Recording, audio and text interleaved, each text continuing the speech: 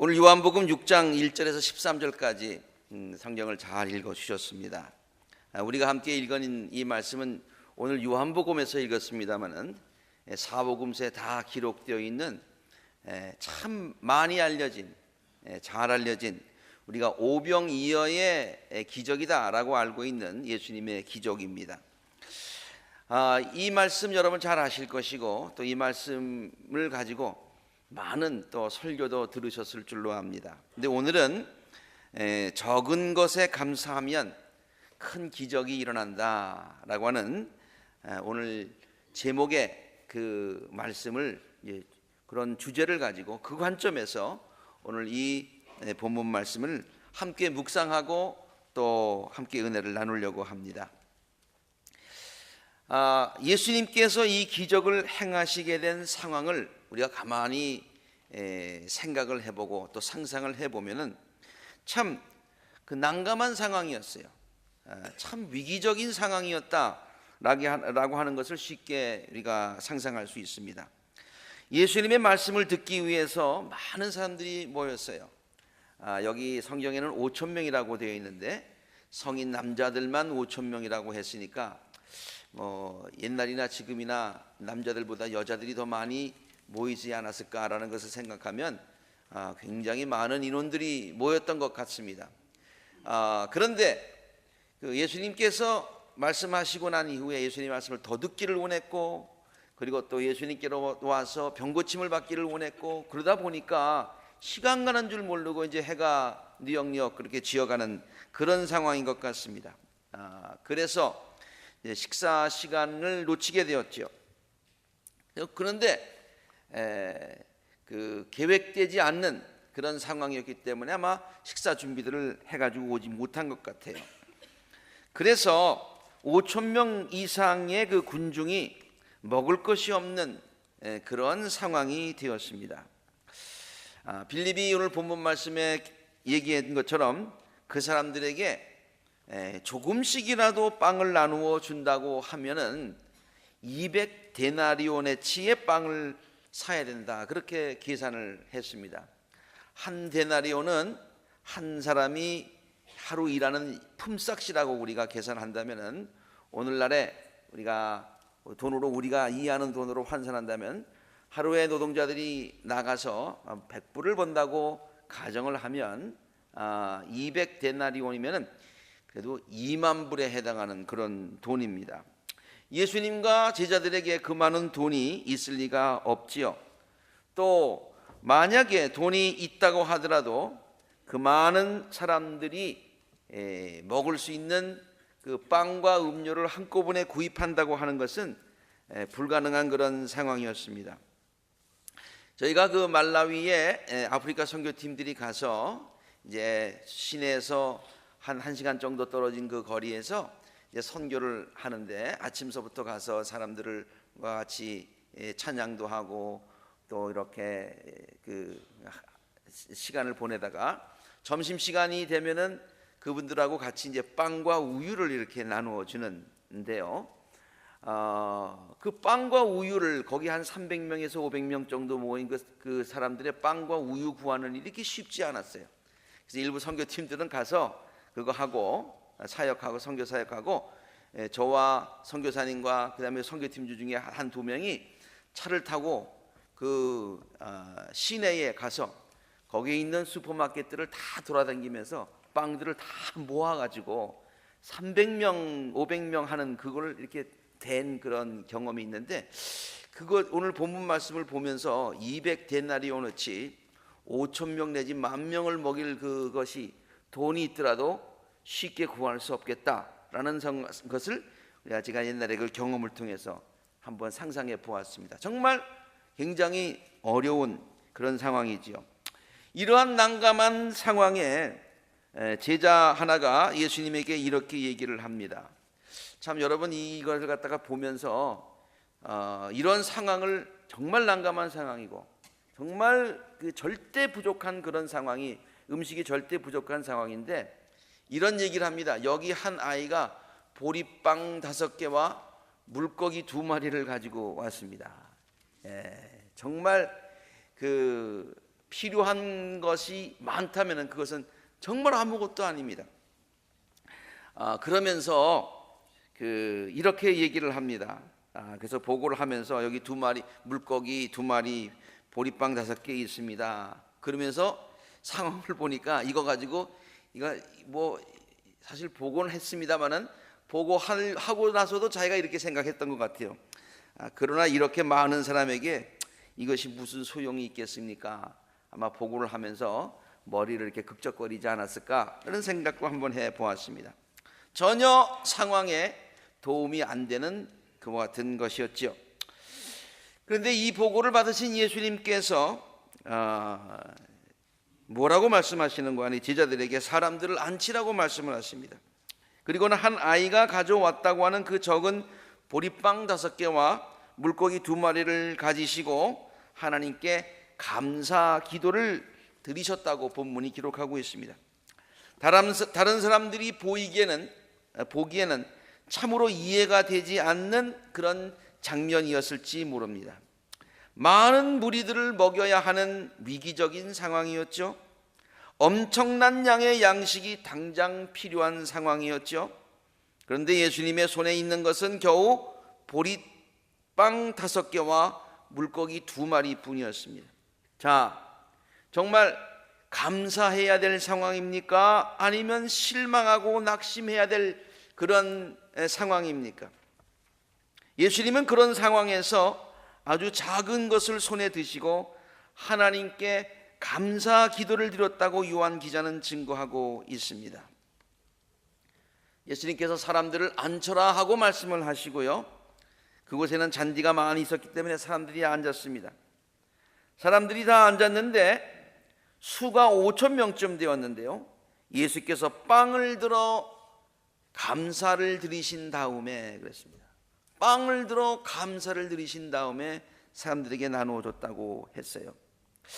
같은 기사를 기록하고 있는 다른 복음서에 보면은 예수께서 보리떡 5개와 물고기 2마리를 드시고 축사하셨다, 이렇게 우리 개역성경에 번역이 되어 있습니다. 축사하셨다.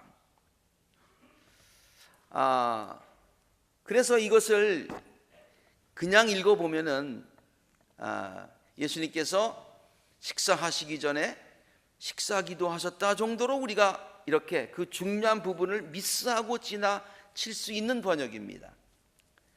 아마 요한복음이 맨 마지막에, 복음서 중에서 맨 마지막에 쓰여졌는데 요한이 그 기사들을 읽어보면서 자기가 또 경험한 예수님의 오병이어의 역사를 또 기록하면서 아마 그 앞에 있는 그 부분이 마음에 안 들었던 것 같아요. 그냥 축사가 아니었습니다. 예수님께서는 그것을 가지시고 하나님께 감사 기도를 드리셨다. 그 당시 요한이 봤을 때, 요한도 생각했을 때요, 정말 위기적인 상황이고 정말 어려운 상황인데 그 조그만 것이 아무런 도움이 안 된다고 생각을 하고 저거 가지고 어떡하나 걱정했는데 예수님께서 그거 가지고 감사하시는 그 모습이 굉장히 인상적으로 그렇게 요한에게 받아들여졌던 것 같아요. 그래서 요한은 다른 복음서와는 조금 더 특별하게 이것은 단지 축사가 아니고 단지 식사기도가 아니라 감사기도였음을 이 요한복음 기자는 이 기사를 기록하면서 강조하고 우리들에게 알려주고 있는 것입니다. 그리고 요한은요, 예수께서 적은 것을 가지고 하나님께 감사 기도를 드리니까 정말 놀라운 기적의 역사가 일어나더라 라고 하는 것을 목격하고 그것을 증언하고 있는 것입니다. 계속해서 이렇게 기록하고 있죠. 예수께서 빵을 들어 감사를 드리시고 난 다음에 앉은 사람들에게 나누어 주셨어요. 그리고 물고기도 그와 같이 또 감사를 드리고 나누어 주니까 원하는 대로 주었는데 배부르게 먹고 난 뒤에 부스러기를 모으니까 몇 강줄이? 12강줄이가 남게 되었더라 라고 하는 것을 요한이 증언하고 있는 것입니다. 요한은요, 예수님의 모든 기적을 이렇게 기록을 하면서 이때 받았던 인상이 굉장히 컸던 것 같아요. 그래서 예수님의 기적을 이렇게 볼 때마다 물론 예수님께서 능력 많으신 예수님이시니까 행하신 것이지만은 예수님께서 기적 행하실 때마다 행하셨던 그 감사의 기도드리는 장면이 굉장히 요한에게 인상적이었던 것 같아요. 그래서 이 오병이어의 역사도 그런 관점에서 기록하고 있지만은 또 하나 기록하고 있는 것이 바로 나사로를 살리실 때의 그 장면입니다. 나사로의 이야기는 여러분 잘 아실 것입니다. 나사로와 그의 가정은 예수님께서 가장 사랑하시던 그런 가정이었어요. 나사로가 그런데 병이 들어서 죽게 되었어요. 예수님께서 지체하시고 금방 가시지 않으셨다고 했습니다. 나사로가 결국 죽게 되었어요. 그래서 절차에 따라서 장례를 치렀어요. 이제 무덤에 묻힌 지 무덤에 들어간 지 3일이나 되었습니다. 이제 그때 예수님께서 비통한 마음으로 무덤까지 가시게 됩니다. 무덤은 동굴인데요, 그 문은 돌로 막혀 있었다고 성경이 기록하고 있고요, 예수께서 돌을 옮겨 놓아라 하시니 죽은 사람의 눈이 마르다가 이렇게 얘기하지요.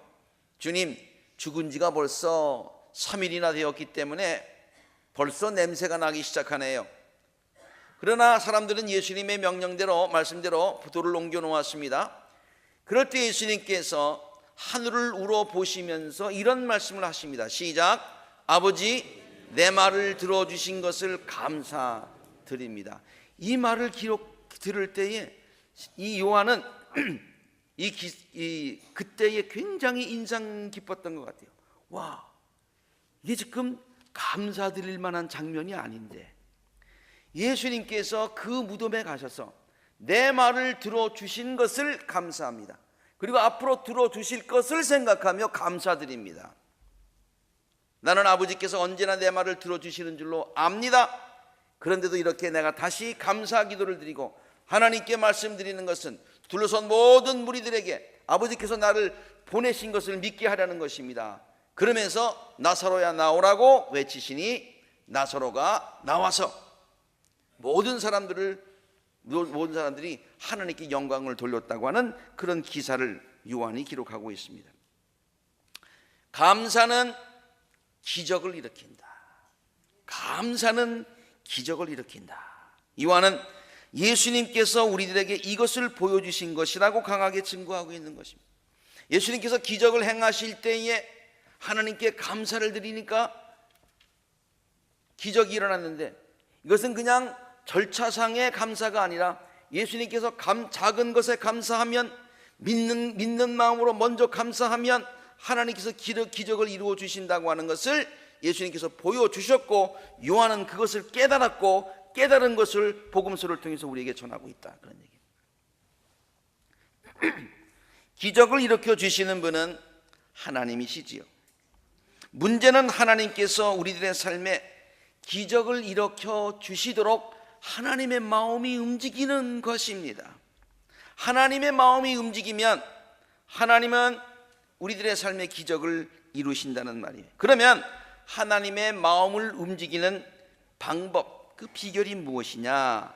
그것이 바로 오늘 설교의 주제인 적은 것에 감사하는 것입니다. 적은 것에 감사하면 하나님께서 큰 것을 이루어 주신다. 우리들의 기도에 응답하여 주실 하나님의 선하심을 믿고 먼저 감사를 드리면 하나님은 우리들의 믿음을 보시고 그 감사하는 마음을 보시고 기도대로 이루어 주시더라, 그런 얘기예요. 저는 우리말 가운데요 아주 이쁜 말들이 많이 있습니다. 그런데 그 중에 참 생각하면 생각할수록 참 말을 잘 만들었다라고 생각하는 게 마중물이라는 얘기예요. 마중물 아시죠? 옛날에 펌프가 이렇게 있는데 펌프를 늘 하기만 하면 나오는 게 아니죠. 펌프가 한참 오래 안 쓰면은 이제 물이 말라 있습니다. 그럼 거기다가 이제 물을 갖다 이렇게 붓니다. 그게 마중물이라고 그래요. 그 마중물을 붓고서 한참 부면은 그 물이 저 밑에 있는 그 많은 엄청난 지하수를 마중해서 맞아들여서 그 물을 풍성하게 퍼올린다, 그런 얘기죠.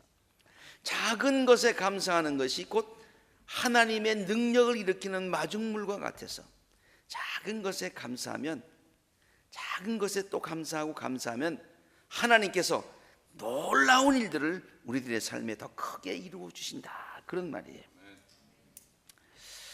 요즘 우리 손자는요 식탁에 이제 밥 먹자 그러고서 이제 식탁에 앉습니다. 식탁에 앉으면은 앉자마자 기도부터 합니다. 밥이 나오기 전에 기도하는 거예요. 근데 뭐 금방 밥이 안 나올 때도 있지 않습니까? 근데 기다리다가 그래도 밥이 안 나오면 뭐 칭얼거리고 뭐 그렇게 하지 않아요. 내가 손주 자랑하려는 게 아니라 칭찬하려는 게 아니라 안 하고 뭐냐면은 칭얼거리는 대신에 또 한 번 기도를 합니다. 아주 열심히, 무슨 말인지 모르지만 열심히 이렇게 기도를 합니다. 그 모습이 귀엽기도 하지만 어떤 때는 참 애처롭게 보여요. 밥을 기다리는 그 안타까운 마음. 그래서 애기 엄마에게 야 빨리 좀 밥을 줘라, 애가 지금 배고파서 저 기다리느라고 또 기도하잖냐. 그래서 제가 재촉을 해서 이제 밥을 빨리 주게 되는데요, 그것을 보면서 저는 하나님도 우리들에게 같은 심정이실 것이라는 그런 생각을 한번 해보았습니다. 조그만 것에 감사하고 주실 것을 믿고 감사하면 하나님 마음이 더 조급해지셔가지고 좀 빨리 좀 해줘야 되겠다라고 하시지 않을까, 그런 생각을 한번 해보았던 것입니다. 작은 것에 감사해 보시기 바랍니다. 그 감사를 받으신 하나님은 우리들을 보시고 기특하게 여기실 거예요. 저렇게 작은 것 가지고도 감사하는구나, 내가 준 줄 알고 감사하는구나, 그리고 너무 작은 것을 가지고 감사하는 우리들의 처지를 애처롭게 여기실 수도 있다라는 그런 엉뚱한 생각도 한번 해보았습니다. 왜냐하면 우리 아이들이 너무 적은 것을 가지고 감사하고 좋아하면 부모로서 어떤 때 좀 미안하잖아요.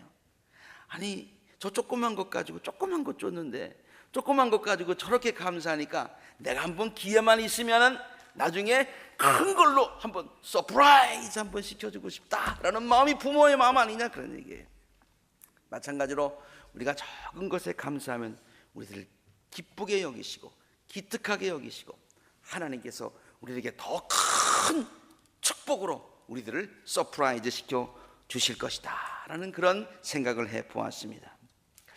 어려운 병으로 인해서 고통 중에 있더라도요, 24시간 7days a week 늘 아픈 거 아니잖아요. 때때로 그래도 약간 숨 돌릴 때가 있잖아요. 때때로 그 고통이 적어질 때가 있잖아요. 그때 하나님께 큰 감사를 드리시기 바랍니다. 하나님, 이렇게 저에게 또 숨 쉴 수 있는 쉼을 주신 하나님, 감사를 드립니다. 그러면 하나님께서 우리를 보시고 기특하게 여기시고 안쓰럽게 여기셔서 우리의 병을 고쳐주시는 놀라운 기적의 역사를 일으켜 주실 줄로 믿습니다. 기대합니다. 사업에 어려움을 겪고 있더라도요, 약간의 한숨을 돌릴 수 있을 때가 있지요. 약간 구멍이 보일 때도 있고 약간 가능성이 보일 때가 있어요.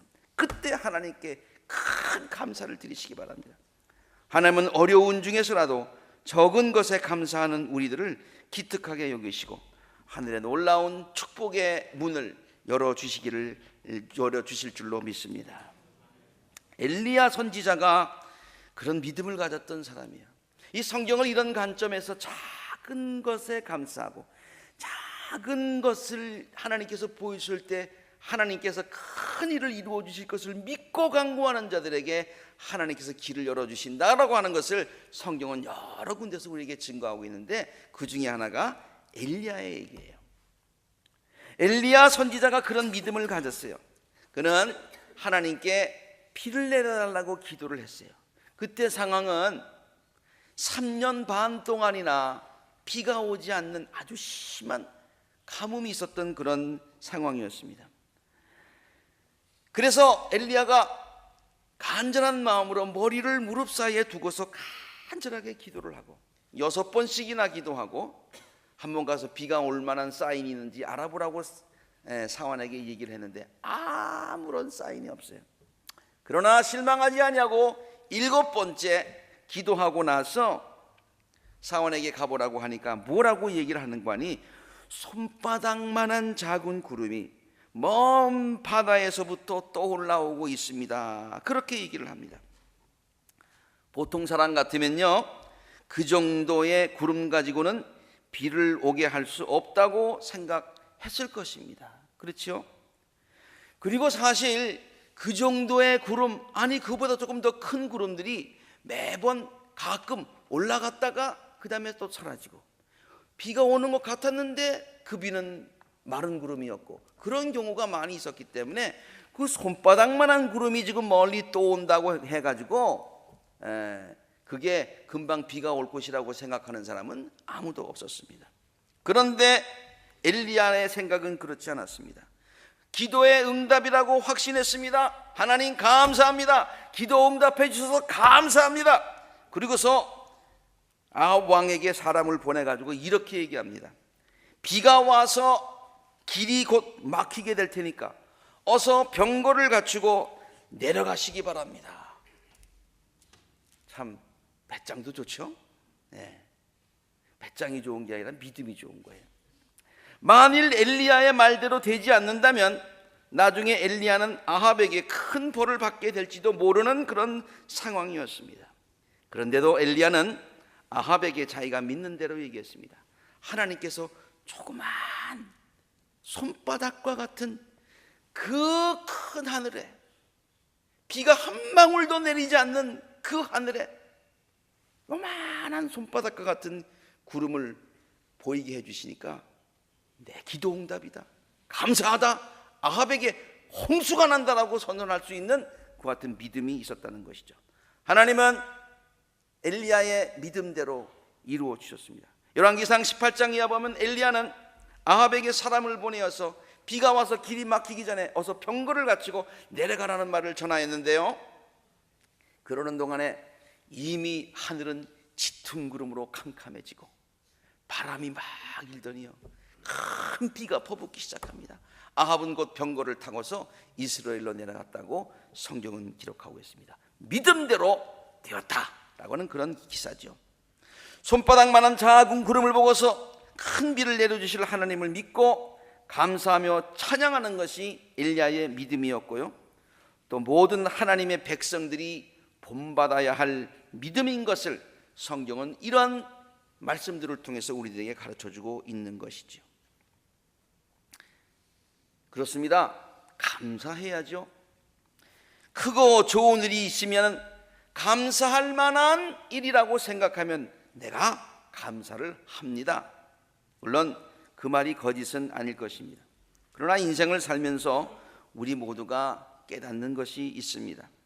그것은 우리들의 삶은 큰 일들만의 연속이 아니라 주로 작은 일들이 계속해서 연결되어서 우리들의 삶을 이루고 있다는 것이, 작은 일들이 있고 또 있고 또 있고 또 있고 하다가 어떤 때 좀 큰 일이 있고, 작은 일이 있고 작은 일이 있고 작은 일이 있고, 가끔 가다가 큰 일이 있고.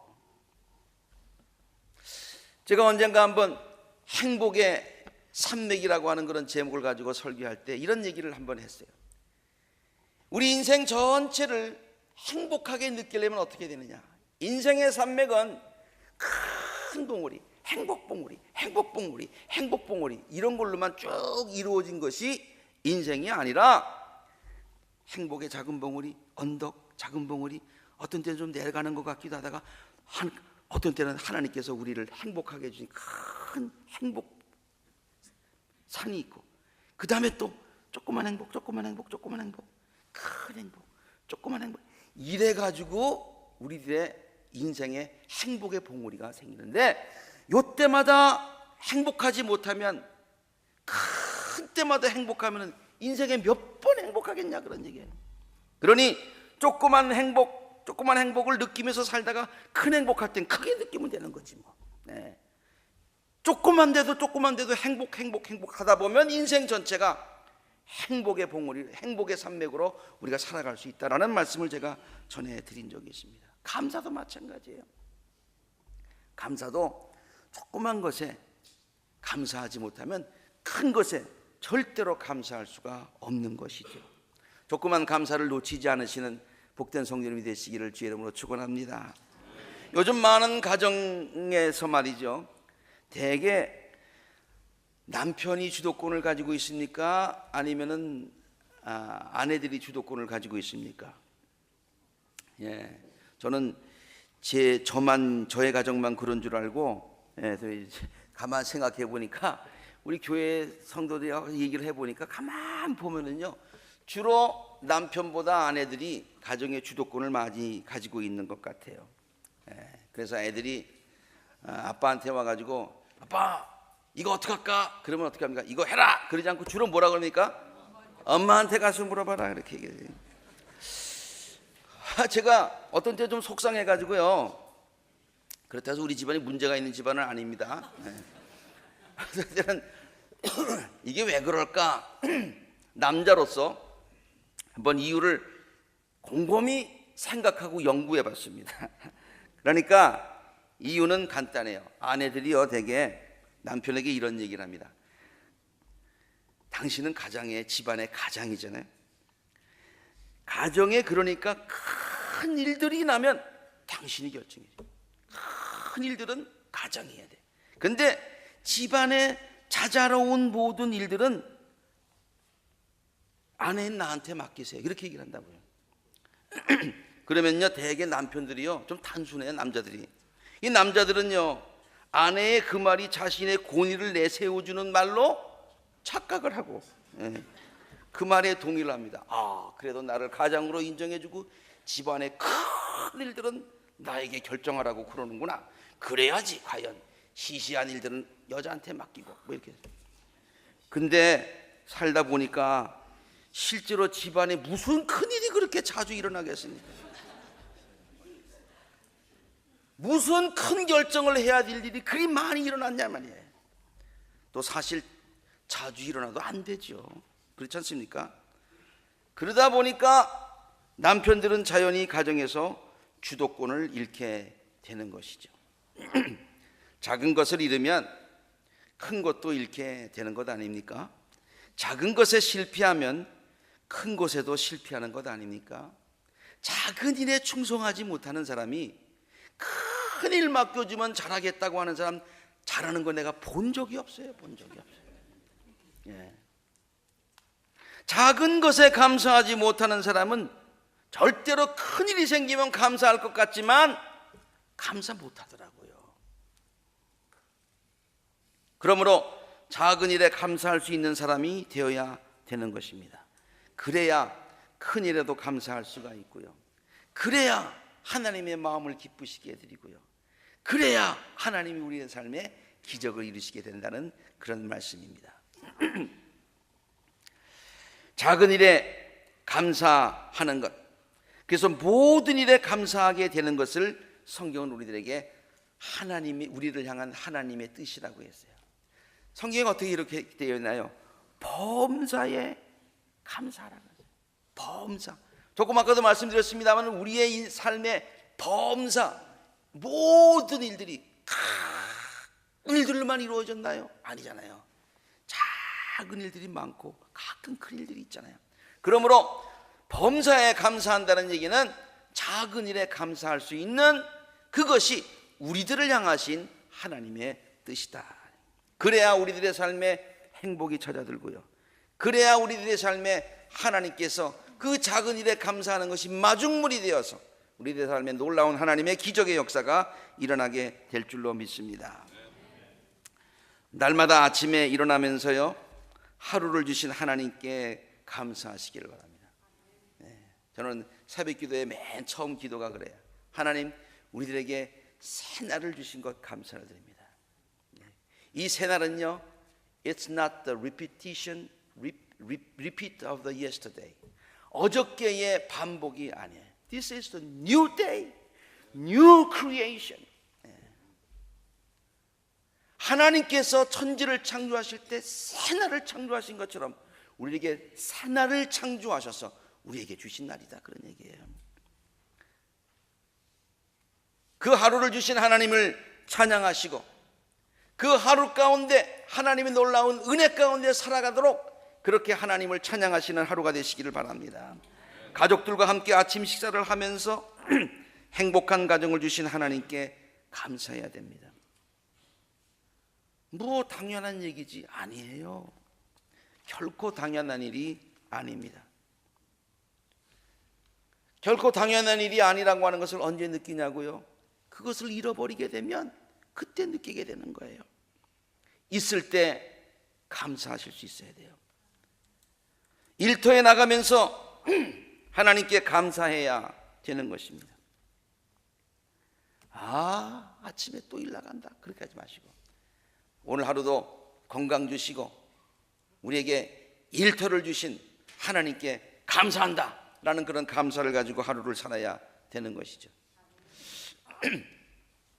그래서 라디오에 채널에 어느 미국 목사님이 늘 나와서 설교하시는 그 설교를 이렇게 듣다가 그분이 이런 얘기를 하시더라고요. 아침에 출근하는데 너무 트래픽이 많아서 아침마다 짜증을 내는 사람이 있는데 짜증내지 마세요. 왜냐하면 그렇게 트래픽이 사람들이 많이 일하는 있는데 나도 그들 중에 끼어서 일할 수 있는 일터를 주시고 일하러 나가는 건강 주신 하나님께 감사해야 된다, 그래. 그리고 트래픽이 있어서 끼었다는 얘기는 내가 자동차가 있다는 얘기니까 하나님께 감사하라, 뭐 그런 말씀을 하는 것을 제가 설교로 들을 수가 있었습니다. 사랑하는 아내, 남편, 부모, 자녀들을 인해서 감사하시기를 바랍니다. 미워하지 마세요. 저 원수 그러지 마세요. 긍정적으로 생각하세요. 없으면 외로워요. 같이 기도할 수 있고 같이 인생을 어려움을 같이 겪어 나갈 수 있는 동반자를 주신 하나님께 감사해야 되는 겁니다. 어려울 때마다 기도할 수 있는 믿음 주신 하나님께 감사하시기를 바라고요. 어려울 때 하나님께 모든 것을 맡길 수 있는 믿음과 또 하나님의 은혜와 하나님의 인도하심에 대해서 감사하실 수 있는 우리 모두가 되시기를 간절히 바랍니다. 30대 중반의 어느 가정주부가 썼는데요, 상실은 있어도 상처는 없다라는 책을 썼어요. 제가 아까 말한 그 목사님이 조엘 오스틴이라는 목사님인데 그 새들라이트로 계속 방송을 하는데요, 그분 설교 가운데 이런 얘기가 있다고요. We may lost something, but we are not loser. 그렇게 얘기하더라고요. 와, 우리가 뭔가 잃을 수는 있어요. lost 할 수는 있어요. lose 할 수는 있어요. 그러나 우리가 루저가 아니라 그래, 실패자가 아니라 그래. 상실은 있어도 상처는 없다. 이런 책을 쓴 어느 가정주부인데요, 그는 그녀의 건강하던 남편이 갑자기 악성 뇌종양이라고 하는 진단을 받게 되죠. 그는 남편이 세상을 떠나기 전에 11개월간의 투병 생활을 남편이 하고 옆에서 간호하면서 느낀 여러 가지 이야기를 일기 형식으로 기록한 그런 책입니다. 독실한 크리스찬인 그녀는요, 그러한 역경 중에서 아주 작은 것들로 인하여 감사를 드립니다. 사실은 남편이 아파하는데 옆에서 보면서 더 짜증스러울 수 있고 더 절망할 수 있고 더 괴로워할 수 있는 그런 상황이에요. 아침에 눈을 뜨면요, 하루를 주신 하나님께 감사를 드립니다. 생명을 연장하여 주신 하나님께 감사를 드립니다. 그 책에 보면 남편이 밤에는 더 아프대요. 그래서 그 침대에서 뒹굴뒹굴 군대요. 침대가 젖을 정도로 뒹굴뒹굴 굴어요. 그런데 아침이 되면 좀 반짝해진대요. 하루를 주신 하나님, 오늘도 생명을 주신 하나님, 이만한 건강을 통해서 하루를 맞게 하신 하나님, 그 하나님께 감사를 드리게 되더라.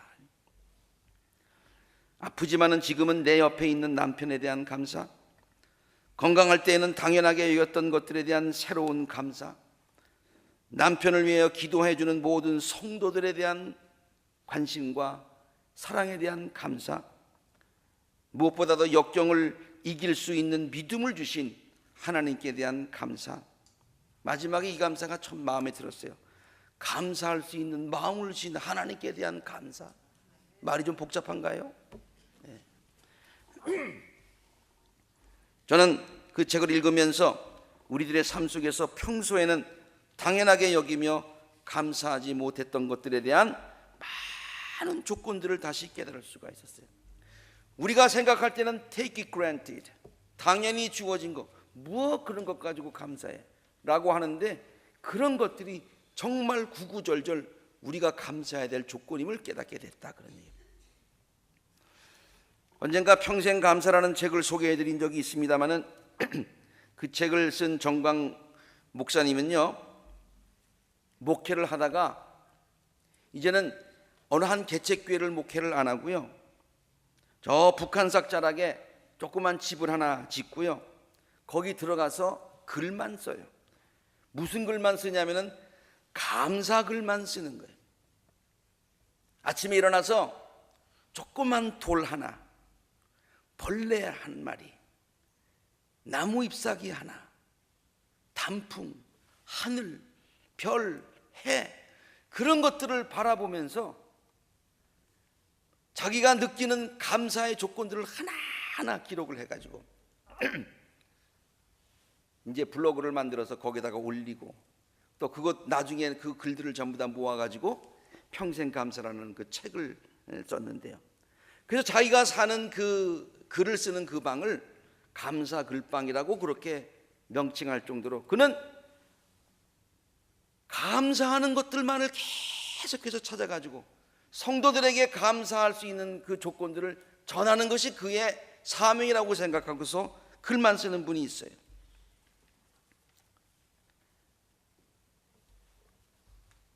그 글들이 너무나 좋아서 한번 여러분에게 소개한 적이 있습니다마는 좀 한 번 인용하기에는 너무 아까워서 감사의 달을 맞이해서 여러분에게 다시 한번 이 말씀들을, 이 글들을 소개합니다. 행복해서 감사한 것이 아니라 감사하기 때문에 행복하다. 행복은 소유에 비례하기보다는 감사하는 마음에 비례한다. 감사는 우리들을 향하신 하나님의 뜻이고, 불평은 사탄의 뜻이다. 사탄은 매일 우리의 귀에 대고 이렇게 속삭인다. 항상 낙심하라, 쉬지 말고 원망하라, 범사에 불평하라. 어서 듣던 말 같죠, 그렇죠? 이는 너희를 향한 사탄의 뜻이니라. 하나님께서는 거하시는 것이 두 곳이 있는데, 하나는 천국이요 다른 하나는 감사하는 마음이다. 감사한다고 당장 환경이 바뀌는 것은 아니다. 그러나 감사할 때 우리 자신이 바뀐다. 우리의 마음이 풍요로워지며 인생을 보는 시각과 깊이가 달라진다. 이런 글들을 많이 쓰면서요, 물론 목사로서 목회하는 것도 중요하지만은 많은 사람들에게 감사의 마음을 심어주는 것이 가장 중요하다. 이것이 하나님의 뜻이다. 나는 하나님의 뜻을 전하는 이 목회를 하고 싶다. 그래가지고 감사의 글만 쓰는 거야, 감사의 글만. 근데 그가 하고 있는 모든 감사들을 보면은 굉장히 적은 감사예요. 굉장히 적은 감사예요. 심장의 박동 소리를 어느 순간엔 들으면서 탁탁탁 뛰는 거, 이게 어떻게 뛰지? 배터리 집어넣은 것도 아니고 누가 이걸 갖다가 뛰게 하는 것도 아닌데 이게 어떻게 뛰지? 그러면서 심장 박동 소리 하나하나에 감사. 작은 것에 감사해 보시기를 바랍니다. 큰 것을 얻게 될 줄로 믿습니다. 부족할 때 감사해 보십시오. 넘침의 축복으로 하나님께서 채워 주실 것입니다. 고통 중에 감사해 보십시오. 하나님 우리를 긍휼히 여기시고 문제를 해결하여 주시고 그 과정 가운데 우리들의 삶은 더 성숙해질 것입니다. 있는 것에 대해서 감사해 보십시오. 당연한 것이 아님을 깨달으시고 하나님께 감사해 보시기 바랍니다. 하나님께서는 우리들로 하여금 그것들을 마음껏 누릴 수 있도록 우리를 지켜주실 줄로 믿습니다. 그리고 우리들에게 감사의 조건을 더하여 주실 것입니다. 이것이 바로 풍요로운 삶을 사는 비결입니다. 이것이 바로 하나님의 더 큰 기적을 일으키는 비결인 것입니다.